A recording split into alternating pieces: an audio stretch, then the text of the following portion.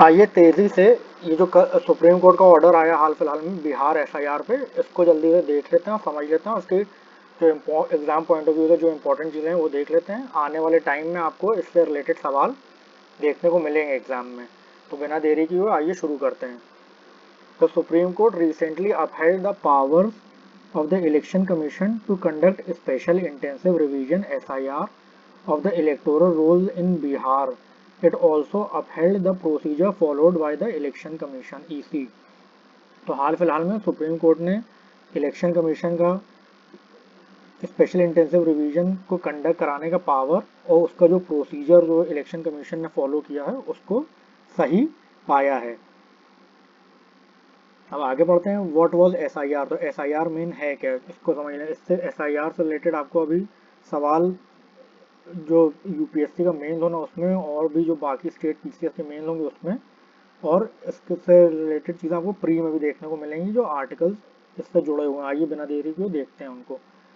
Article 324 of the constitution provides that the superintendence direction and control of the preparation of electoral roll for the conduct of elections shall vest with the EC।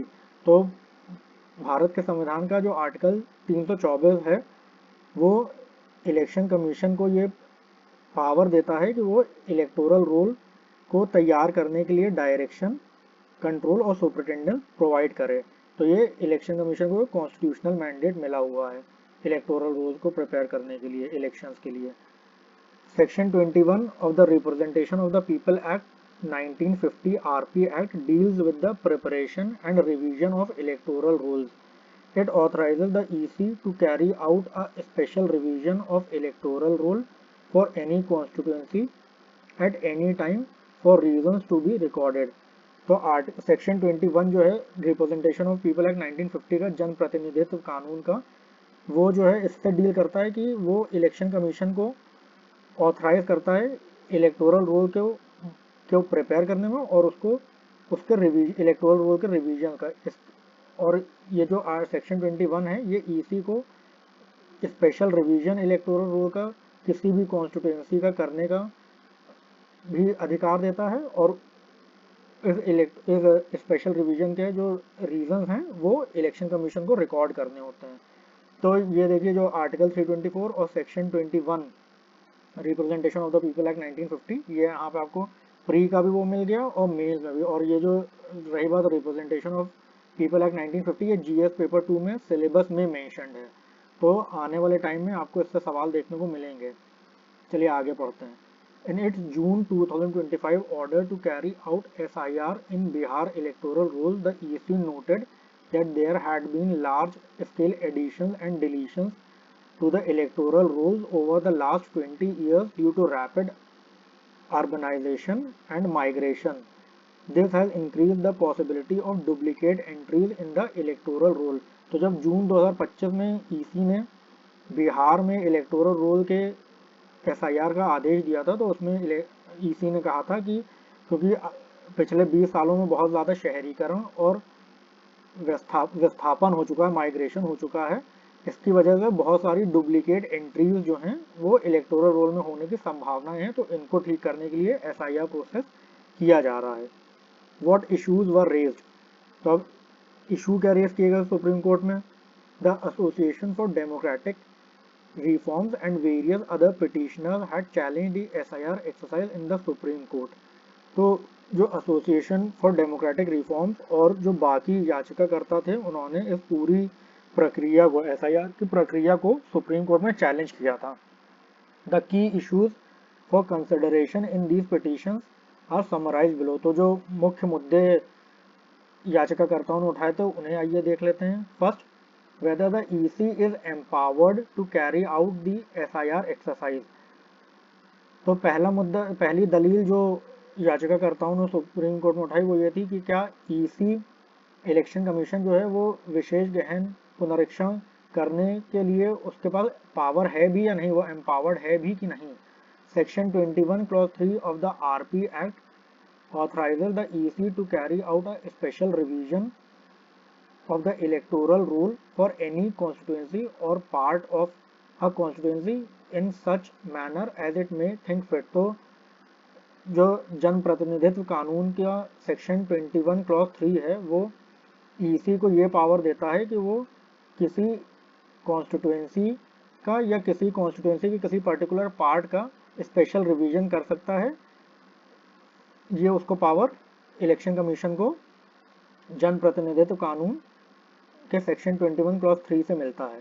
The petitioner argued that this provision is for special revision of only a particular constituency and not for a state as a whole as envisaged in the SIR process। तो जो याचिकाकर्ता थे उन्होंने ये दलील दी supreme court में कि ये जो प्रोविजन है स्पेशल रिवीजन का वो किसी पर्टिकुलर कॉन्स्टिट्यूएंसी के लिए है और ना कि पूरे स्टेट के लिए, जिस तरीके से SIR में पूरे स्टेट का को कवर किया जा रहा है। ये सेक्शन 21 क्लॉज 3 आरपी एक्ट का ये पावर नहीं देता ये पावर नहीं देता है इलेक्शन कमीशन को, बल्कि किसी पर्टिकुलर कॉन्स्टिट्यूएंसी या उसको उसमें स्पेशल रिवीजन कराने का पावर देता है। ये दलील दी गई सुप्रीम कोर्ट में याचिकाकर्ताओं द्वारा। दूसरी क्या दलील दी गई सुप्रीम कोर्ट में याचिकाकर्ताओं द्वारा? If the SIR is founded on a legitimate purpose, whether measures adopted by the EC are proportionate to the object being sought to be achieved। तो दूसरी दलील ये दी गई याचिकाकर्ताओं द्वारा कि मान लीजिए अगर SIR का प्रोसेस सही भी है, SIR सही भी है, तो जो मेजर्स इलेक्शन कमीशन ने उठाए हैं क्या वो सही हैं कि नहीं, ये दूसरी दलील दी गई याचिकाकर्ताओं द्वारा सुप्रीम कोर्ट में। तीसरा की दलील क्या दी गई? whether the procedure is violative of provisions of RP Act and registration of electors rule 1960 RER। The petitioner argued that the enrollment in the electoral roll carries a presumption of citizenship and eligibility। तो तीसरी चीज जो याचिकाकर्ताओं ने दलील दी वो ये दी कि जो प्रोसीजर इलेक्शन कमीशन ने फॉलो किया है वो कहीं ना कहीं जन प्रतिनिधित्व कानून और रजिस्ट्रेशन ऑफ इलेक्टर्स रूल 1960 का उल्लंघन करता है। पिटिशनर ने अपनी दलील में ये कहा कि अगर किसी इंसान का नाम इलेक्टोरल रोल में मतलब उसमें है, इलेक्टोरल रोल में चुनावी सूची में है, तो ये प्रिज्यूम कर लिया जाता है कि वो नागरिक भी है और वो वोट देने के लिए एलिजिबल भी है, मतलब उसकी सिटीजनशिप भी सही है और वो एलिजिबिलिटी भी सही है, कि ये प्रिज्यूम कर लिया जाता है। ये याचिकाकर्ताओं ने दलील दी। Section 21A of the registration of electors rule 1960 mandate that no name already entered in the electoral roll can be deleted without prior notice to the elector concern and an opportunity of hearing. तो जो registration of electors rule 1960 का rule 21A है, वो ये कहता है कि किसी भी शख्स का अगर नाम पहले से मतदाता सूची में है तो उसका नाम बिना उसको नोटिस दिए हुए और बिना उसकी बात सुने हुए नहीं हटाया जा सकता। ये बहुत इंपॉर्टेंट। आप देखिए लगातार क्या बोलते हैं, representation of people act, registration of electors rule और आर्टिकल 324 लगातार आ रहा है पूरे उसमें। ठीक है, तो आगे पढ़ते हैं। The petitioner argued that requiring all electors to fill out the enumeration forms again and deleting the names of those who failed to submit them violates these provisions। तो याचिकाकर्ताओं ने कहा कि जिस तरीके से SIR में सारे ही मतदाताओं को एन्यूमरेशन फॉर्म दिया जा रहा है और जो लोग उसको एन्यूमरेशन फॉर्म सबमिट नहीं कर रहे हैं उनका नाम जिस तरीके डिलीट किया जा रहा है, ये कहीं ना कहीं rule 21A registration of electors rule का कहीं ना कहीं वायलेशन है, ऐसा दलील याचिकाकर्ताओं ने दी। चौथी दलील क्या दी याचिकाकर्ताओं ने कोर्ट में? whether the EC is empowered to scrutinize the citizenship status of a person seeking inclusion or continuation in the electoral roll। अब ये पॉइंट सबसे ज़्यादा बहस इसी पे हुई है कोर्ट में भी और एक पब्लिक डिस्कोर्स में भी। सबसे ज़्यादा जो बहस का मुद्दा रहा वो यही ही चौथा पॉइंट ही रहा। तो चौथे पॉइंट में दलील याचिकाकर्ताओं ने ये दलील दी कि EC जो है वो किसी भी इंसान की नागरिकता नहीं डिसाइड कर सकता है सिर्फ इस बेसिस पे कि उसका नाम इलेक्टोरल रोल में रखा जाए या ना रखा जाए। इसके लिए ईसी किसी की नागरिकता नहीं डिसाइड कर सकता किसी भी शख्स की। ये दलील दी गई याचिकाकर्ताओं द्वारा कोर्ट में। अब कोर्ट ने अपने ऑर्डर में क्या कहा ये वो देख लेते हैं। What did the court rule? The court upheld the SIR exercise and procedure followed. तो कोर्ट ने ये जो एसआईआर एक्सरसाइज थी और उसमें उसका जो प्रोसीजर ईसी द्वारा फॉलो किया गया उसको सही माना। The conclusion of the court for the four main issues raised can be summarised as follows. तो जो चार दलीलें मुख्यतः दी गई याचिकाकर्ताओं द्वारा उस पर सुप्रीम कोर्ट ने अपने आदेश में क्या क्या कहा ये जल्दी से वो भी देख लेते हैं। First, the interpretation of the word any in section 21 clause 3 of the RP act as only for a particular constituency would be narrow and restrictive. तो सुप्रीम कोर्ट ने अपने आदेश में कहा कि जो वर्ड एनी है section 21 clause 3 of the representation of the people act में उसको ओनली व्याख्यात करना, उसको उसकी व्याख्या ओनली के तौर पे करना वो बहुत ही संकीर्ण हो जाएगा। ये सुप्रीम कोर्ट ने पहली बात कही अपने आदेश में। आगे आइए देखते हैं। The EC is well within its constitutional mandate to carry out SIR for many और all constituencies in a state. तो सुप्रीम कोर्ट ने आगे क्या कहा? सुप्रीम कोर्ट ने आगे कहा कि जो इलेक्शन कमीशन है वो अपने उसके संवैधानिक दायरे में है कि वो एसआईआर चाहे जितनी या सारी कॉन्स्टिट्यूएंसीज का किसी भी स्टेट में करा सकता है। ये उसके संवैधानिक दायरे में है। ये एकदम सुप्रीम कोर्ट ने क्लियर कर दिया।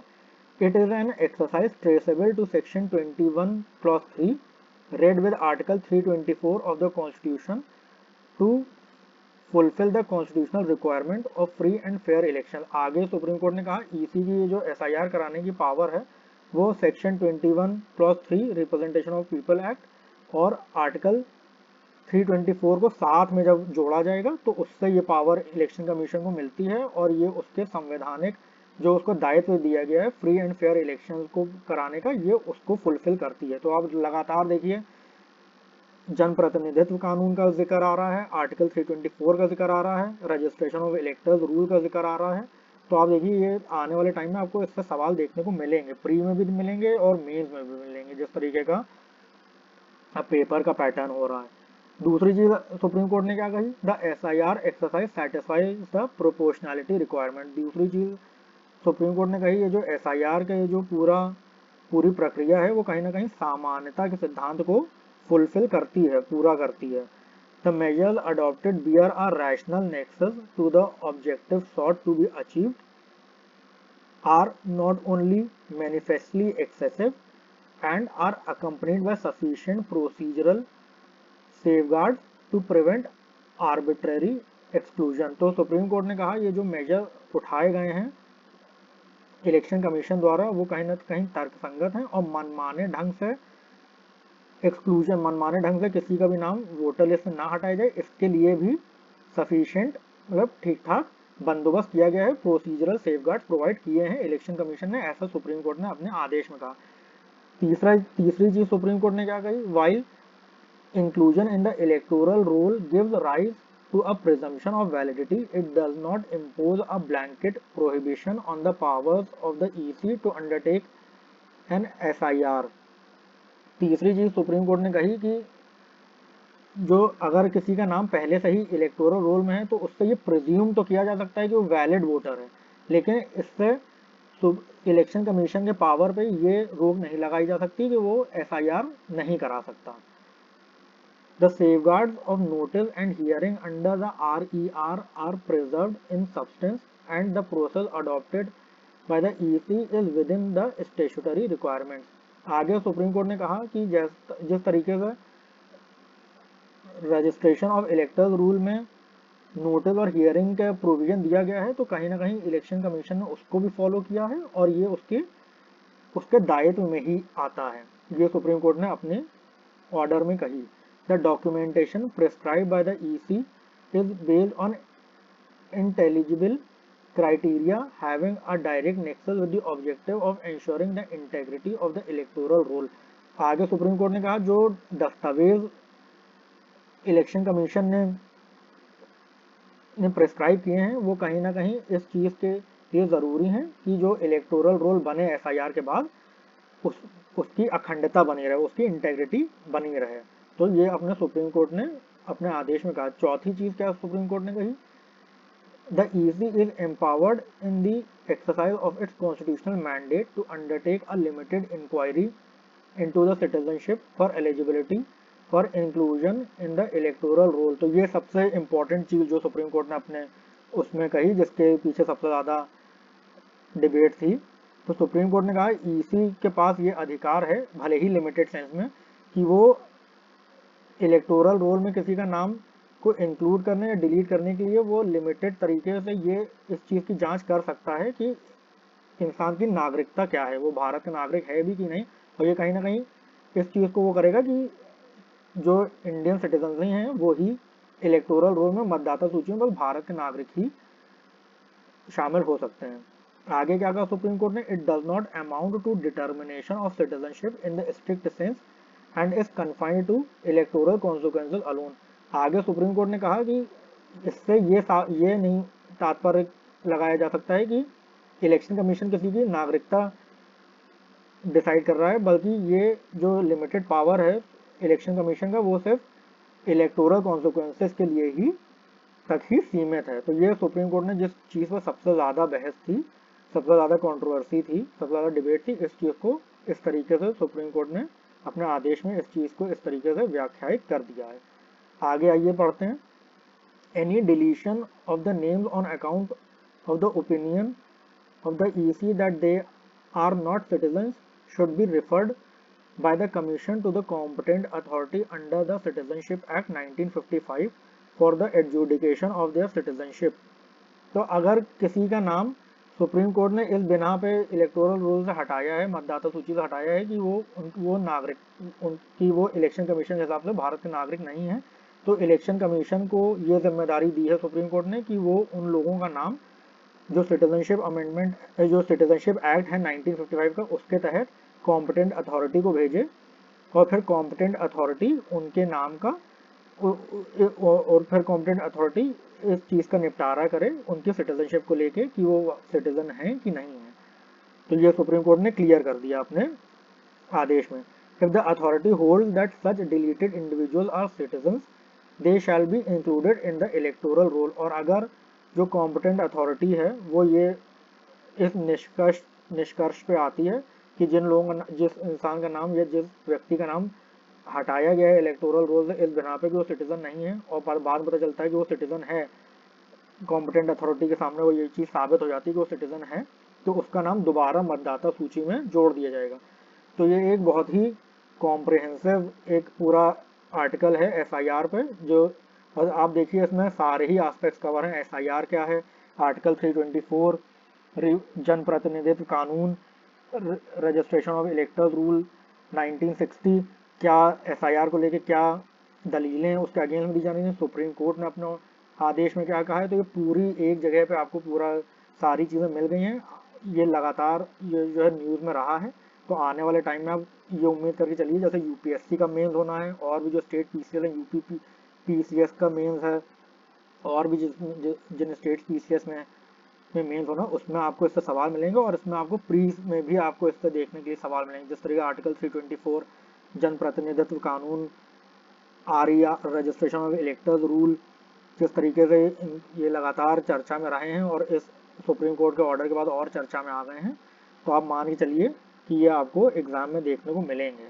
तो इसे आप रेगुलर देखिए और इससे जितनी भी चीज़ें हैं पॉइंट्स जो जिस तरीके के क्वेरीज रेस की गई इसको आप अपने उसमें कहीं ना कहीं नोट डाउन कर लीजिए और सुप्रीम कोर्ट ने अपने आदेश में क्या किया गया उसके एक जस्ट अपने कहीं नोट कर लीजिए और उसको रिवाइज करिएगा। आने वाले टाइम में आपको इससे सवाल देखने को मिलेंगे। और ये जो जन प्रतिनिधित्व कानून है वो तो पूरा जीएस पेपर 2 के सिलेबस में ही मेंशन्ड है। तो ये आपको जीएस पेपर 2 में, पॉलिटी में और जो है प्री में भी आपको हेल्प करेगा। तो इस वीडियो को ज़रूर पूरा देखिएगा और उम्मीद करता हूँ आपको ये वीडियो अच्छी लगी होगी, जानने से पहले वीडियो को लाइक करना, शेयर करना और चैनल को सब्सक्राइब करना मत भूलिएगा। बहुत जल्दी मिलते हैं अगले वीडियो में। बहुत बहुत शुक्रिया।